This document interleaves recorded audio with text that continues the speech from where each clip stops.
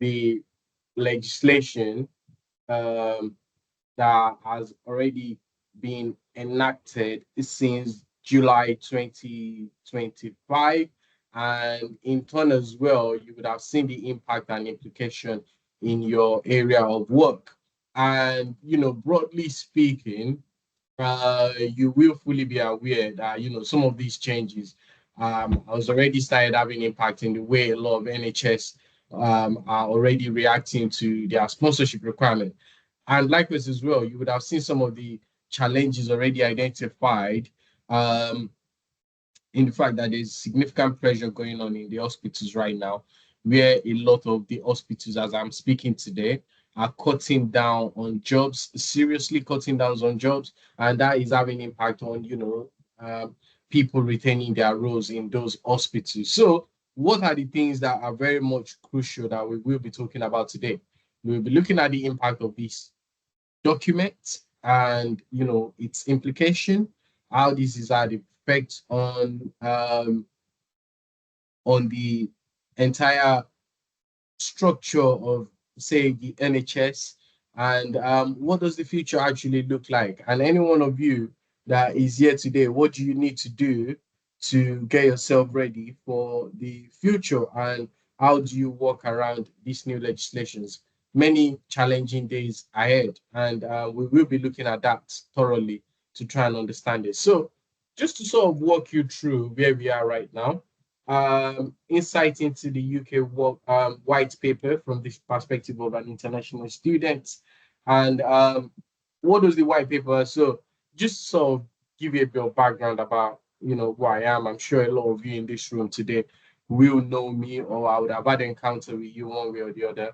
I've had opportunity to work with diverse group of international students over the years, and a lot of those opportunities has led to sponsorship, but with the climate, with the current world climate changing in UK, that has meant things have to be done differently. And with some of the establishment and engagement I've had, it's brought about setting up companies. And currently I have a company called Prior and Future Career Consulting, which is a premier consulting company, uh, heavily invested in empowering international students, dependents as well as part of that journey, trying to get you into the NHS, and most primarily, ensuring that you can have a pathway mapping to securing a sponsorship. Because I know a lot of people that have come to UK, you've actually come into this country not for one reason, primarily other than the fact that you seek an academic attainment, which you've used as a route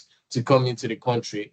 What next for you after that academic journey is the key question. And that key question is, how do you go on to achieve your residence permit in the country, ability to settle, and to actually reap the reward of your investment, which is about, the money you've invested in your academic pursuit. How do you gain a benefit from it?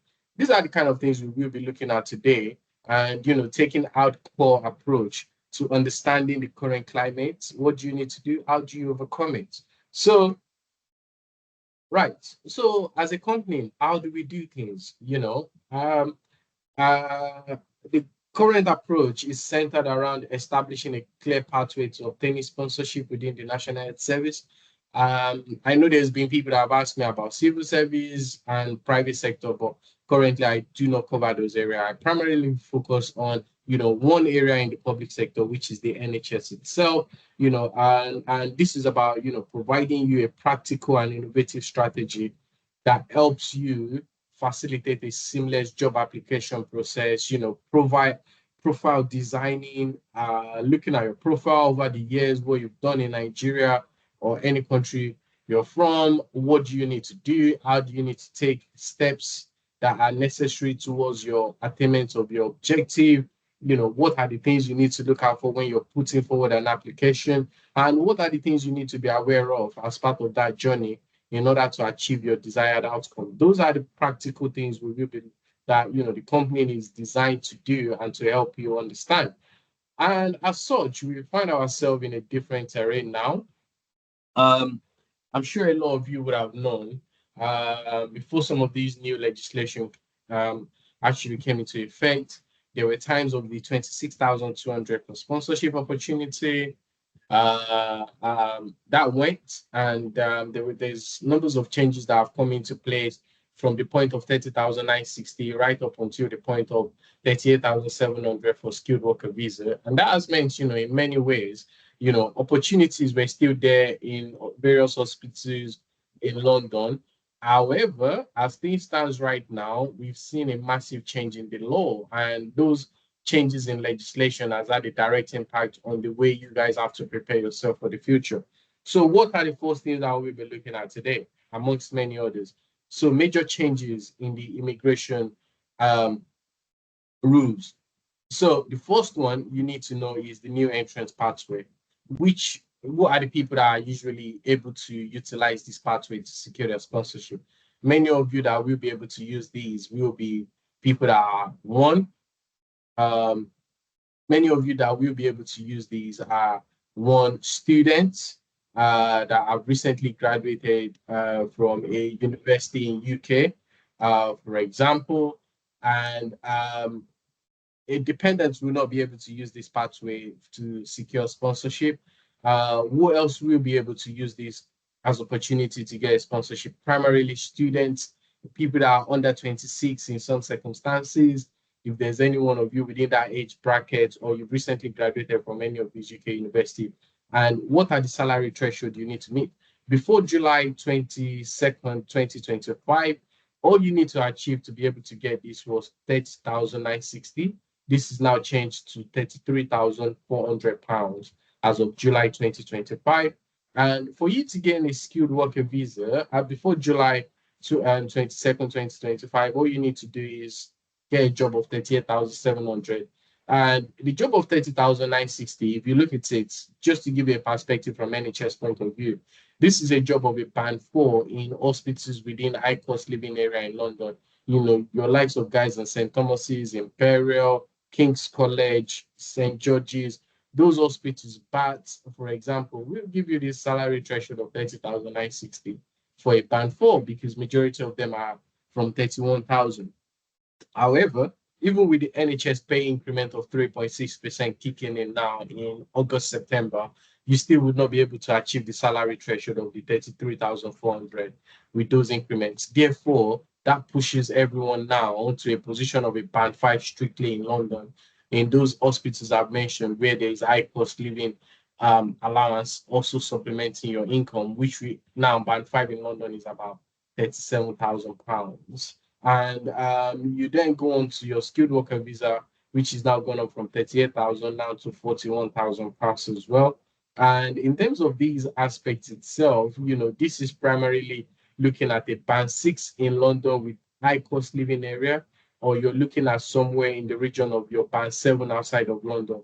However, if you're a recent graduate, you can still use the 33,400 if you can secure a job of a band six outside of London. But your band five currently right now will not meet the salary trans standard because with the pay increment NHS has brought in, band five will only go as far as £31,000.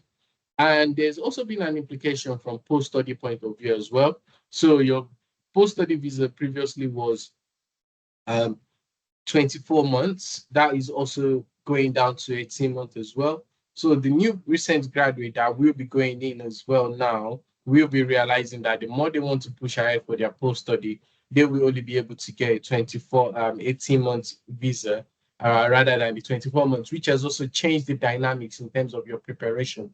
And I know for those of you in the group, this is very much emphasized all the time. If you know sponsorship is a priority for you and you're not looking for care related role, is about being proactive. And with the reduction of 19, 20, 21, 22, 23, about 5 months or so being taken away from your post study, if I'm right, about 6 months rather, being taken away from your post study now.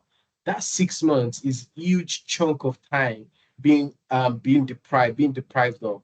And what you can do with those 6 months from application process to securing a job or a position that will get you the sponsored role you're looking for, being deprived of that 6 months now is definitely going to have an implication, which means you now need to change your approach.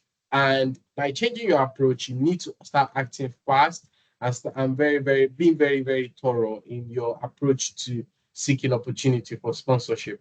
So what does this mean in terms of all these major changes now? How does this affect NHS?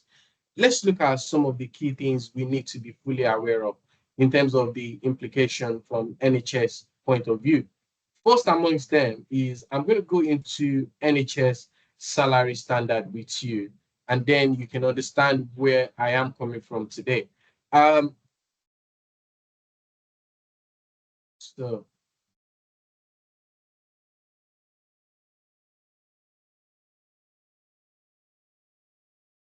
so just sorry, just bear with me a second.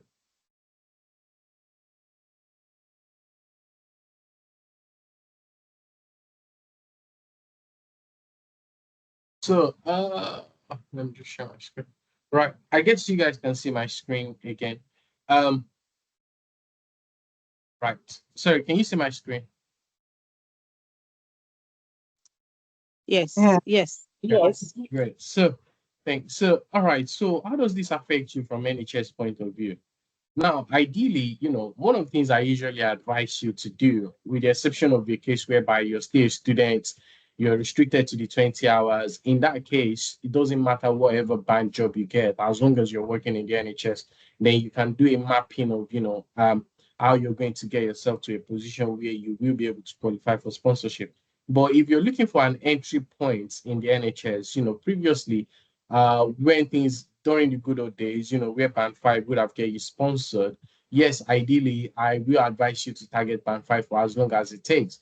But the case now is as such that band five will not get you sponsored, neither will band four get you sponsored. So why waste time waiting for a band five position when you can already start a band four position? Worst case scenario, even a band three position, but band four position, and then actively seek on additional position from your band five to your band six, up with those developmental roles, giving you the opportunity to climb up the ladder, to get more opportunity and experience, and also settle well into the role. So, but let's look at it now in terms of what these actually mean for you from NHS point of view. If you look at the previous NHS salary from your 24 to 25 for your band four, that would have been 26,000, and your take home will be in the region of what? In the region of uh, assuming you don't have a student loan, which I suppose a lot of you do not, pension contribution, everything. So this will take you to about £1,770 for your band four. But with the new salary structure coming in now, with the 3.6% that will be added into NHS, that will take your salary to 27,485, which will then take you to what? About 1,823. But in areas outside of London, if you're looking at areas with high cost living areas, your salary will be in the region of about 31,000, 32,000 thereabouts, hospitals of like St. Thomas's and above. But what is still very important is that will not be enough for you to get the salary standard, the threshold standard you need in order to qualify for sponsorship. And in effect, you then have to plan a way out, say, okay, I'm going to look for my band five, but let's assume you land the band five role. As I'm speaking to you, in the past, if you land a band five role, what will your salary be? 29,969. But presently, with the salary structure kicking in August, September, thereabout, the salary will go as high as £31,049. What would that mean for you in effect? It's still not enough for sponsorship.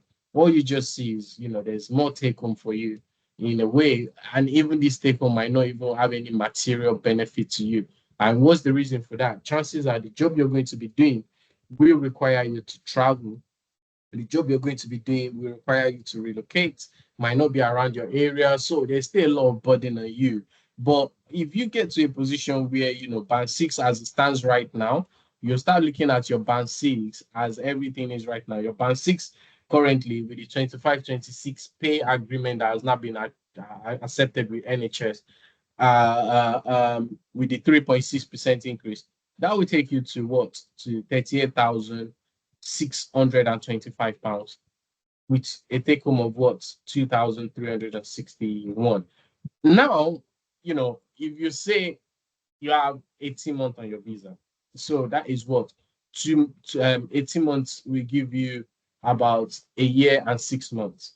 So for you to even get to a point where you will even come close to any 40,000, let's assume there's another pay increment again, which takes you to about 41,000. It still will not be enough to get you to the position of what, where you will get sponsored on the 41,700. Now, you will not still be expected to stay in this role for long, because as someone that has been sponsored on a band six on a new entrant sponsorship pathway, you probably need to get yourself to a position of a band seven. And where do you start to feel comfortable as much as possible? You start feeling comfortable as much as possible if you can land yourself a band seven position at £47,810, which will also carry on increasing in line with inflation or whatever the agreement with.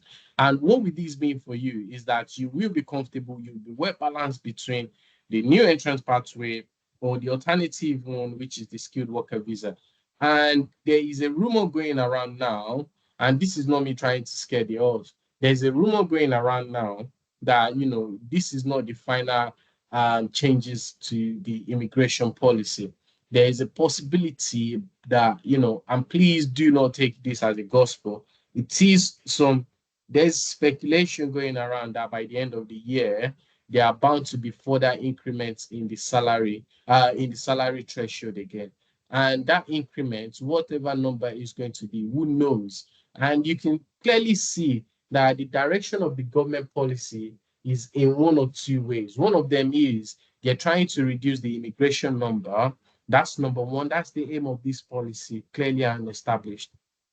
And the second reason is they only want highly skilled, highly qualified, and competent people remaining in the economy. And what does this mean per se? This is about people having reputable jobs. They want to preserve the low skilled work for the British citizens, i.e., the people I'm talking about. They want it for their kids that have no education beyond GCSE. And they want, many of the international students coming into the system to pick up high skilled work. And these are the kind of people they want to maintain within the system, people that have material contribution into the economy. And these are the kind of roles that will actually represent or will be factored in those figures when the new set of legislations are going to be cemented. And as such, you yourself you need to start thinking clearly now. What are the things I need to do in order to cement my position in this country in terms of investing in myself, taking on further training, undertaking series of developmental training, looking at career steps I need to take. How long should I really be staying in a job in the UK before I move on to another opportunity? And these are the numbers of ways you need to start thinking now in order to achieve that desired goal. And if you look at it from your band seven, band eight, whatever the salary threshold will be, you will definitely be fine, because if you get sponsored on a band seven, you're well above the skilled worker visa pathway anyway. If you get sponsored on a band eight, you're absolutely fine. And I'm sure you're aware these are the kind of sponsorship that will cover you and your family member. And that is the policy that the government is trying to push ahead now. The policy is about trying to make sure that the people that are remaining in the country are highly skilled, competent, experienced, innovative individuals. And they don't mind which sector they go in, either in the private sector, in the public sector, NHS, or civil service. They want the best of the best to remain. And the people that are very much clamoring for care roles, those are the people that they do not want to be sponsoring anymore. And that is why, if you look at one of the major policy blockage that was put in within the care sector, is the fact that no any overseas recruitment can take place anymore. So what have they done now? They've made sure that the existing people within the system are the people that can only still be sponsored. So you can change employer and get sponsored from one employer to the other if you're operating in the care sector, whereas you're already in the UK, but they can't bring anybody in anymore. Meaning that they believe, based on their analysis, that they have enough low-skilled workers in the economy from international and foreign countries that can be sustained in order for the care sector to remain active and sufficiently able to care for the people that are within their services. And as such, this has had a direct implication. What are the implications if I talk to you from NHS point of view? One amongst them is that a lot of, with my insight into the NHS, I know very much now that a lot of the staff that are working in the NHS are at risk of potentially losing their job and facing a deportation, possibly. And what does this mean? What I'm trying to explain here is this: a lot of people will not meet the salary threshold when their visa is due for renewal. And because of the salary threshold for the healthcare assistant role not meeting the threshold that is required for renewal, that means a lot of these hospitals, outside of hospitals that are London based in high cost area, will not be able to renew their workers. And a lot of hospitals will be in a dire position with a lot of their international recruited healthcare assistants. And likewise, some of the band five as well will not, the salary standard for the band five will not meet the salary threshold, which means a lot of the band five need to move to band six or band seven in order to be able to remain in that position. So you can see the impact of this legislation now clearly, that they are only trying as much as possible to move into the so-called high-skilled work as the people they want to predominantly be within their economy and their system. And sorry, if you have any question now, I'll leave the space for you to ask me any question before I move on to the next subject. But please also bear in mind that there will be opportunity for you to have dialogue and discussion with me in terms of questions and everything. But do you have any questions in this area? Yes, please, I do. Yeah, Jessica, go ahead. Thank you so much for this opportunity. And I like the fact that you mentioned the public services where we should all be aiming at. Currently, I got a job with the civil service. I know, yes, it's not like NHS related, but I just want us. You have been someone who has, inspired most of us to venture into the public service aside the care sector. So I recently got a job with DWP, or the salary scale was 30,000 some plus for the new entrants. So due to the fact that the new increments came in July 2020, July this year, that has affected the possibility of sponsorship. But my post-study visa is expiring next year. So I still have time to like push myself, like you say, do a lot of certifications and see how you can push yourself through via the ladder and get something better that will be up to that amount. Now, my question is, um, say for instance, I get another job in the civil service sector where the payment is for the new entrant. Now that I will start working with them, will I still consider myself as a new entrant? Or should I be aiming for a salary threshold for a skilled worker visa? Okay, so Jessica, with respect to that question, you will still be able to, because you're a recent graduate, you will still be able to use that new entrance pathway if you can meet the salary standard for the 33,700, 33,400 rather, sorry. If you can meet that salary standard. However, so the two options there for you. You also have to remember that the decision to sponsor is at the discretion of the manager. And if they decide that they don't want to sponsor you, there's nothing you can do because you meet the salary standard does not necessarily mean you qualify for sponsorship. It's always going to be at the discretion of your manager. So for you to be able to then have the opportunity to approach them for sponsorship, you need to clearly establish, first and foremost, meet the salary standard. They have the capacity to sponsor, number two. And then that goes into number three. Does your manager have the willingness to sponsor you? So, yes, you can use the new entrance, but if they decide they don't want to sponsor your new entrance, you still need to go through to the skilled worker. Okay, thank you so much for No your problem. clarification. Casey. Um, Thank you, Said. I just need a bit of clarity because, like I got, I'm a band five business support officer, and I'm on sponsorship with my trust. But like you said, a lot of trusts are going through redundancy, and unfortunately, I am at risk of it. So there's a lot of speculations. Right now, we don't even know. Though the good thing about the NHS is that there is always the option to redeploy, which I Yes. am praying for that I am successful, as in just I'm just generally praying for my life and my job at this point. So but there's something you said that's kind of tickled my interest in the renewal of the visa at some point, because I got a 3-year visa. So, and if we do all of the mathematics, definitely I don't qualify with the 41,000 stuff. But because I got my COS 2024 was part of the reason why I was fortunate enough to be sponsored. So, is there a risk when I get to that stage, or with that 2024 thingy clause still cover me when I get to that bridge? I know it's almost like I shouldn't be asking that kind of question, because people are talking about now. I'm talking about the future, but Yeah. it's Um, always something that is at the back of my mind. Please, if you don't mind, I would like some clarity, please. okay. Yes. Okay. Right. So, Casey, what I will say to you is this, right?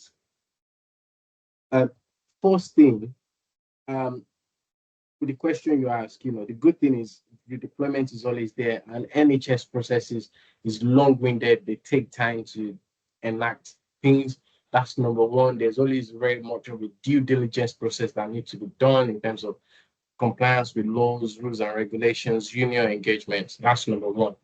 So, in terms of the my understanding of the legislation and a lot of information that has been gathered so far is that you know if your salary standard does not meet the new requirements, you will not be able to renew. That's my understanding of the legislation. And not just my understanding, it's been an interpretation from a series of high level meetings I've been involved in.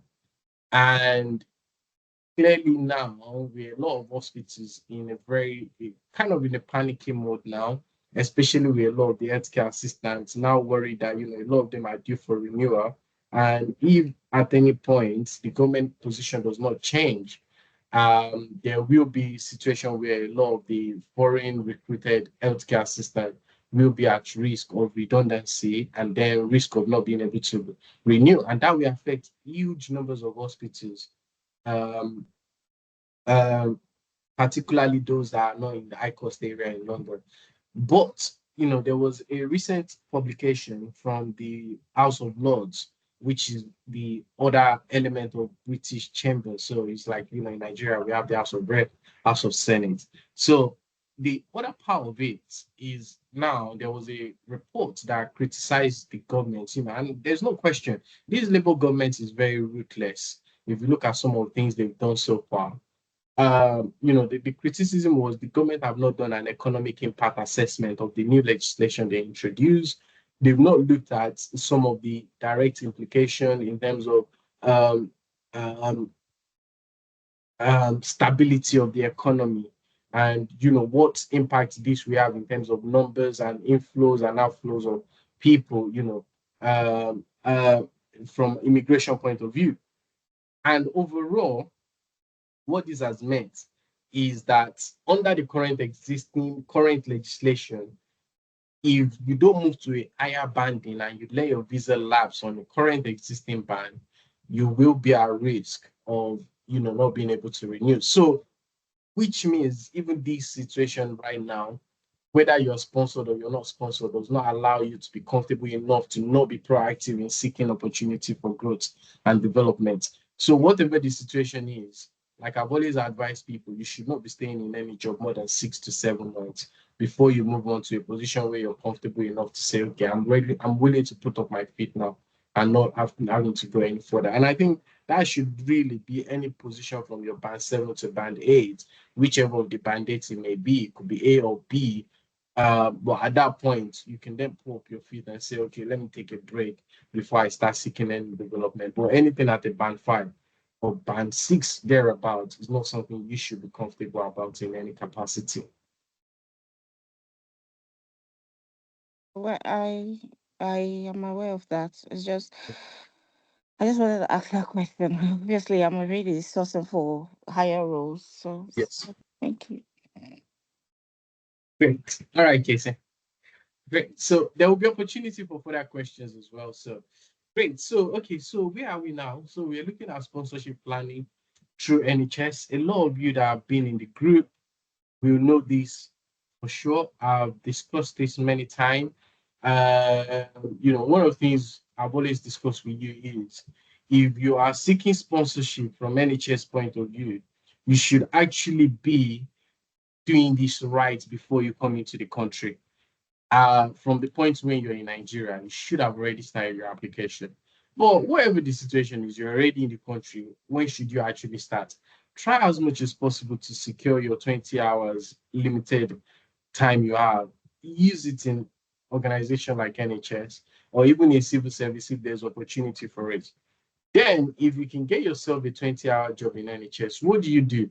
When you enter your dissertation phase, you're 3 to 4 months before submitting your dissertation. Yes, I know some of you will say, dissertation is very high. I've done masters myself. I know what it feels like. But one thing I have to tell you today is that, you are in a different space. I know the comfort you enjoy in Nigeria. This is not a place where the same luxury will be given to you. You need to do additional work and you need to work extra hard. And I've used that extra in the sense of, finding yourself in a new reality. So how do you combine, having to do dissertation, writing reports, doing your research, combining that equally with, searching for job for your band 4, attending interviews, and these things can be very costly. I put out a post saying to you, average cost of an interview. Some of you don't know that, what you can probably expect to spend for an interview as I'm speaking to you. You have a cost of somewhere between £100 to £1,000, and I'll say you're looking at average of about 600 for you to spend on interviews, average of about 600. And do you have that additional money? This is an investment. This is a country whereby you have to invest in yourself, amongst many other things you need to do. And where does the implication comes in? So I've given you the monetary value of traveling for interview. I'm not even giving you other monetary losses that comes in, from you canceling shifts, from you canceling shift, from you not being able to you have your rent, and the implication of also you canceling shift, and then subsequently leading to your manager being quite having a change of attitude towards you as being unreliable because you consistently cancel shift and let them down. But you need to plan a way around this to say, 3 months before submitting your dissertation, this is when you're going to start pressing down on the accelerator for your band 4 jobs, given that you're probably doing a band 2 or a band 3 20-hour position, and then you push ahead with your band 4 job in here. And what do you do if you secure a band 4 or a band 5 with wealth of experience you've had? You then do that job for, let's say, another 6 to 7 months. Now you have a relocation cost as well. As soon as you drop your dissertation, my advice will be if you're dropping your dissertation next week, Friday, you're probably starting your new role on Monday. There's no time to relax. Go straight in and start your job. And then you move on to your knowledge gain experience band 3, which is the third phase. What am I talking about in here? Now you've been doing this job, let's say band 4, a band 5, following which is a permanent job. Now it could be fixed term, it could be permanent. It doesn't matter. Why do you care if it's fixed term, if it's permanent? At this stage, they are not sponsoring you anyway. So why would you care? And you're only probably going to be there temporarily. So if it's fixed term, 8 months, 12 months, 6 months, take it, do it 6 months. Within your 4 months into the role, you start pushing out another application for your 5 and your 6. And if you're already in a band 5 role, you want to go as high as band 7. If you're already in a band 4 role, you want to go as high as band 6. If it's a band 4 role, if you say you want to take a practical steps, you gain a band five easily, and then you do that band five again for another 5 to 6 months. You move on to your band six role, and that takes me to your sponsorship pathway design, which is mapping out your journey. So how do you go about it? First and foremost, your 20 hours. You have jobs, various jobs, part-time roles now, serious part-time opportunity, especially with the law of the hospitals that are cutting down job now. There are numbers of part-time jobs in there, 20 hours roles you can do within those NHS area. So what do? You start doing those roles, particularly, MDT coordinator, administrative role, various functions in there.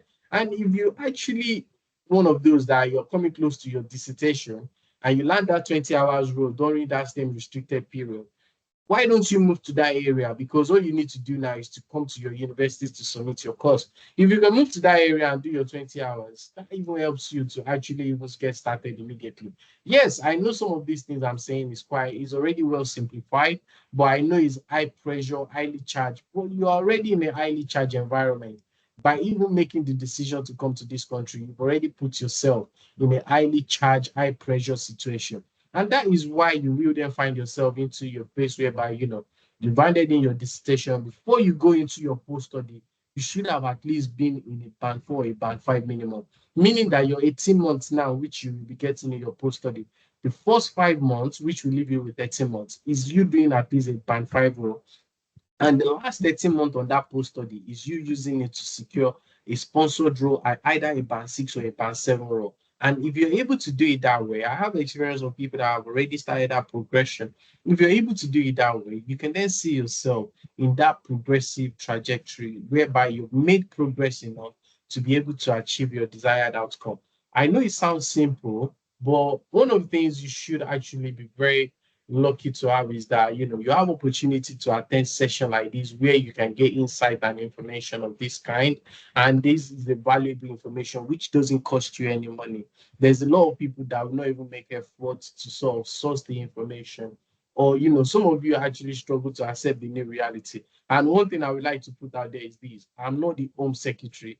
I do not work in home office. I don't have insight into what the new legislation is. So if I actually advise you on something, or I tell you what I think will happen, I'm only advising you based on the existing legislation. I cannot advise you on what I think will happen in future, or basis of what I think they might introduce in future. Things can change, they can reverse the policy, or they can actually go ahead and eat up the policy. I don't know what will happen. So I can only advise you based on what I know now. And I've had series of experience, over the years I've been doing this. One experience was, when the law changed in December last year, when they introduced the new policy. Was it last year or 2 years ago when they introduced the new policy of the 38,700? That was the first experience I had where I had someone that had secured a job only for them to be able to start looking for sponsorship and then the law changed. I recently had another experience as well where the salary increment for NHS would have kicked in and moved a band 5 to 31,000 plus, which would have allowed them to get sponsored on 30,960 pathway. And then guess what? The law changed. They couldn't get sponsored. So all these things do happen, but I hope at the end of the day you're able to achieve the positive outcome you desire. So what is the way forward? Well, the way forward is what I've been trying to expose you to throughout the time here. And if actually, let me give you a time to ask if you have any question before I move away from your sponsorship planning. Let me know. Do you have any question here?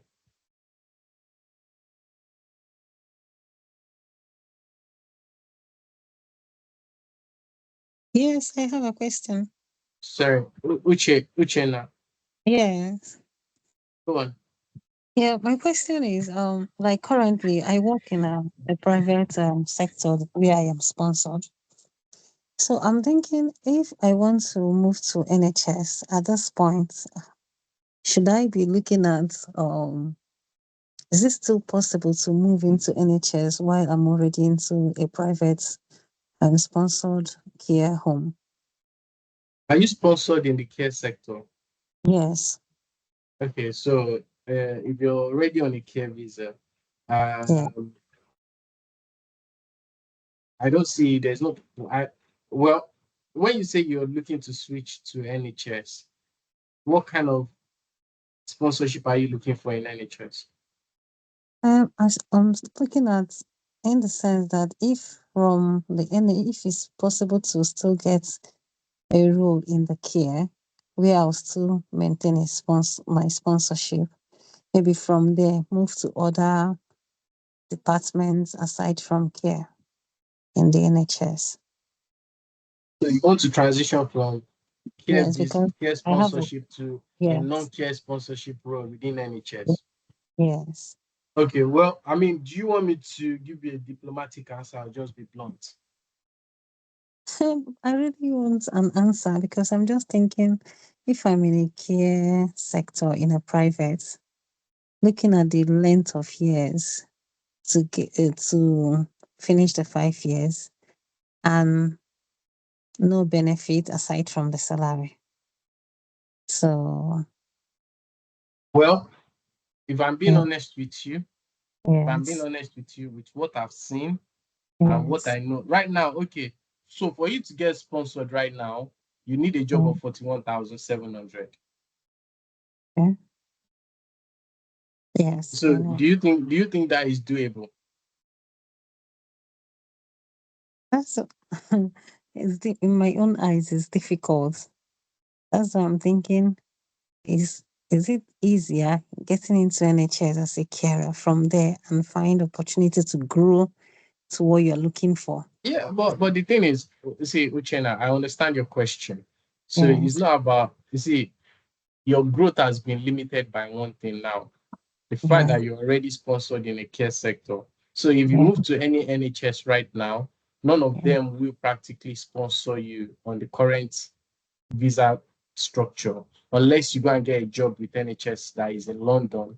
Then they sponsor you as healthcare assistant because majority of them starts from 28,000 at band three thereabout okay, in the high cost living area. Now, you say you want to move on to other departments whereby you can get sponsored. Now, yeah, the fact that you're already on this type of visa sponsorship, you're already limited. oh, And as such, any role you move into now in any hospital, we mean, let's say you move from your band three healthcare assistant, you want to move on to like business support officer band four. They cannot yeah, sponsor you because you will not meet the salary threshold you need for sponsorship, and those jobs are not, about 180 jobs has been removed from the um, shortage occupation list. So for every role you want to move into, that job must qualify for sponsorship, number one, and it must qualify on the basis of the salary threshold. So definitely, if I'm being sincere with you, looking at the current situation, I don't think this what you're thinking about is realistic. okay. If if it's not realistic in terms of getting another job, but moving into NHS as a care assistant, is it still possible when I'm already in a sponsored care home? Yes, you can. Yes, you can. But that's if the hospital is willing to. If you can find a job that meet the salary threshold, yes, why not? Okay, Yeah, you can. all right. Yeah. That's But really again, with all the things I've been saying, try and yeah. make sure that you also understand the risk that is there right now in terms of the fact that, if your salary in future does not meet the salary requirement for you to sustain your sponsorship, then the hospital will not be able to renew your sponsorship. Okay, the home I'm working in, I was currently sponsored January for 5 years visa. As at then it was 29 that were their own thresholds to sponsor. So they gave me a 5 year visa. So what I'm saying is, Yeah. there's nothing wrong in transitioning to NHS if you want, but Okay. understand the risk involved in it. Okay. All right. Uh, Thank you very much. no problem. Okay, so what's the way forward? Well, the way forward as things stands right now is understanding that with the NHS um, situation, you literally have one or two options. You commence your applications before departing Nigeria. You identify progressive job opportunity 5 months before graduating, and you aim for band six in London or band seven outside of London within 15 months into your post study. And those are the three key steps you need to put into your understanding and how to map out your future now. And that is literally some of the key conditions and critical steps that people are not willing to accept the reality as it is now. And unless you're willing to live by that reality, it's very difficult to understand how you're going to be able to make those important changes that are needed in order to secure the sponsorship. And I do want to mention something as well in here today is that, in one of the posts I did put out, which I tied to the end of NHS as you know it. One of the things you also need to be aware of is that the NHS is also changing itself. A lot of you would have had experience where you would have seen a lot of hospitals being privatized. Not the hospital itself, a lot of services within those hospitals are being privatized, which means NHS now is moving from the so-called agenda for change pay structure into the so-called managed service. And why are the hospitals doing this? One amongst them is the fact that, by moving into a private service to run in that area, that allows them to save on things like sickness pay, because a lot of these private sectors have a different policy when it comes to sickness pay, which NHS is very generous with. They also have a different structure when it comes to annual leave. They also have opportunity for savings when it comes to things like, pensions, so on and so forth. So you are now seeing a lot of NHS hospitals moving their services into something called a managed service. And in effect, a lot of these private companies might not hold the license to sponsor. So you can still apply to job whereby the salary threshold can be achieved, but you might still not be able to sponsor because you're seen as a contractor to NHS rather than NHS employee, because you're not directly employed by NHS, but by a third party company that runs the service on behalf of NHS. So when you're putting forward your application, so be very careful to make sure that you're applying to NHS itself rather than a managed service or facility or a company that has been brought in by NHS to manage the facility and services on their behalf. So that is something you also need to be fully aware of. And I know there is a major, major dilemma you also face, particularly as well. With the changes in the immigration rules, that leaves you with a lot of pressure, particularly when it comes to family dynamics. This is where you and your partner need to come together to understand what are the things you need to do to get yourself ready. And before you put forward your application to NHS, get yourself ready for key things. Number one, as I've mentioned to you, expenses on interviews, expenses on relocation, expenses on, the fact that you'll be changing your children's school. Can you live with the standard of income you will be getting? Or do you just want to stick with the easier pathway of staying with the care pathway and see if that helps you and, remove the pressure from you? And these are the, you know, there's no question about it. The 18 months will be introduced. I don't see any government making that any better unless there's a massive issue that happens with the universities, that a lot of universities are coming close to collapse. Then they might want to rethink the immigration strategy around the international student. But one of the ways they are now discussing now is that tuition fee for home students will be increasing every year. Before it used to be reviewed, but now there's a publication in the BBC that the government will allow increments in line with inflation.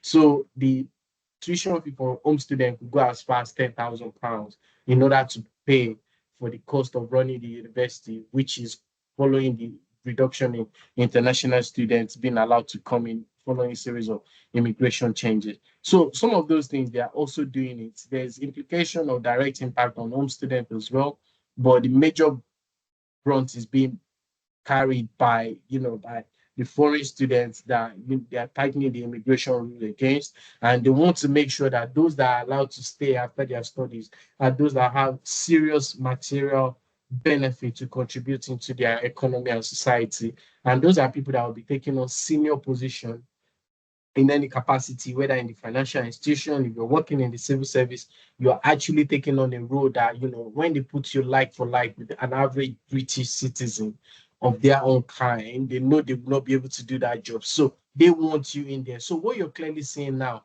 is that when the desired is not available, then the available becomes the desired. So I'm sorry to say you are available, and the reason why they desire you is because you have the skills they need from you. It's not because there's anything special about you or about anyone coming to that interview. Because if their own person that they want in there is around and is competent enough to do the job, they will appoint them into the role.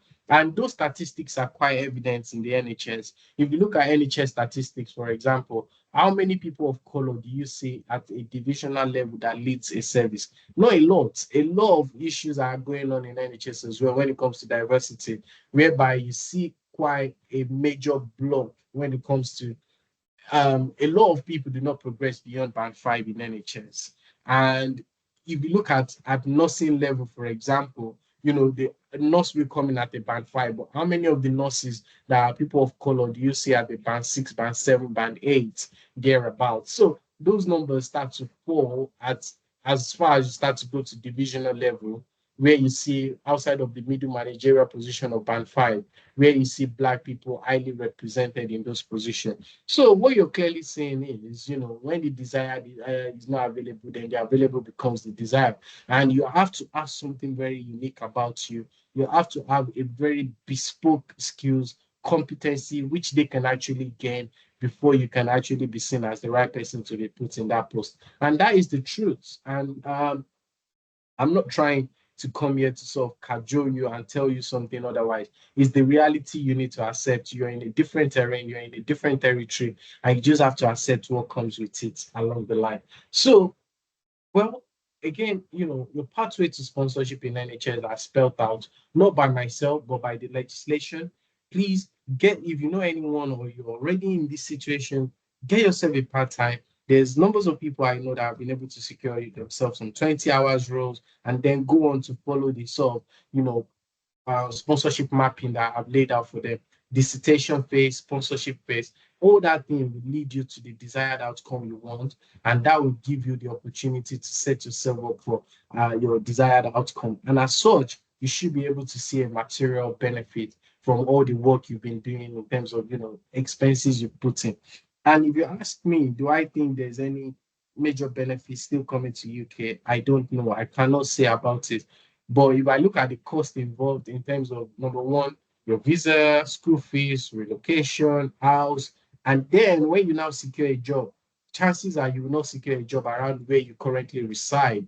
You probably will have to relocate about 3 to 4 times at best, even if not up to 4 or 5 times. And then if you take in each one of those relocation, resettling your family, resettling your kids, those of you without children are very lucky. But those of you with children will know what this is all about, resettling your kids, resettling your family, resettling everyone again, starting afresh at different opportunity, landlord issue in terms of renting a house, deposit at every stage you go. You're looking at a massive, massive cost. That does not include the fact that you still have a lot of money to pay when it comes to your visa renewal, your fee, and everything.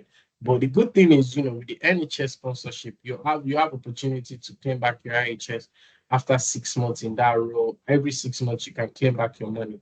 But saying that you can claim that money does not negate the fact that you still have a massive expenses ahead of you in terms of some of the things you need to prepare yourself for. And you have your general life to live. So I don't know how you guys are coping, but what I have to say to you is that kudos. And all I just have to say is that I pray God continue to give you the strength to manage the situation you find yourself. I know things are tough. The legislation are changing by the day, and do I think things will get easier? I don't know really. I can't promise you. It's not really even been helpful by the fact that you have someone like Kemi in post as well. Some of the things she says, um, and that's the leader of the Conservative Party. For some of you that might not know who she is, Kemi Badenoch, you might go. For some of the things she says actually about Nigeria, they're true. They are true, but the way she's portraying the whole narrative has not helped in terms of uh, wanting to put more pressure on the right for people to reside in this country. If you look at some of the initiatives she's championed, which the government has embraced as a way to counter reform, 10 years for indefinite leave to remain, and some of the changes she's looking at making holistically. Those things are kicking in and they are having direct impact. But again, with some of the jobs that some of you will be going for that are highly skilled roles, you should be fine. And I don't think those legislations should have a direct impact on you. But as for now, is how do you go about making sure that you can prepare yourself for the future and get the best out of your investment is what I will be working with you with over the course of the next few months. Some of you that have already secured your role, how do you then start planning your sponsorship? Is what I will be working with you with in order to get those journey going. And this will be the end of the webinar. It's a very quick session. There will be opportunity for questions, and I will open the floor now to questions. All right, great. Thank you so much, everyone. So if you want to get in touch, I'm sure some of you might have my number already. That's the email. The company's website will be published soon. There's numbers of great work being done. I'm not the only one involved anymore. So there will be numbers of announcement that will be made soon. So if you want to get in touch, that's the information in there. And I will open the floor now to question. Thank you. All right, Uchenna. So if you have a question, please put your hands up so you won't have to interrupt another person. I'll call you one by one. So Uchenna, first question. My question should be more of private. I'll get in touch with you. That's just what I want to say. All right, that's fine. Thank you so much. Okay. All right, does anyone have any question?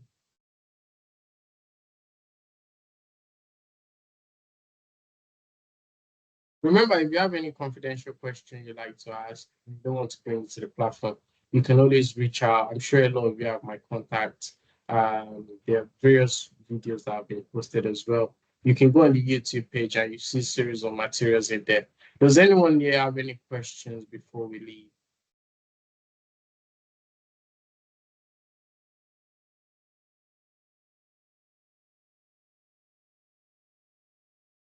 Do you have any question? Because once the session is over,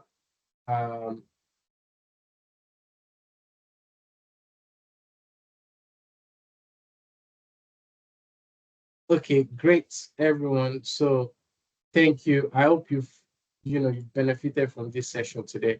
I hope you've really found it really helpful. And I will urge you to continue to persevere. And it's really beautiful day today on top of places I need to be. Right. So what I would just say is take care of yourself. If you have any questions, you can ring me and yeah, I will be able to help you from there. Take care. All right. Bye, everyone. Bye. Thank you.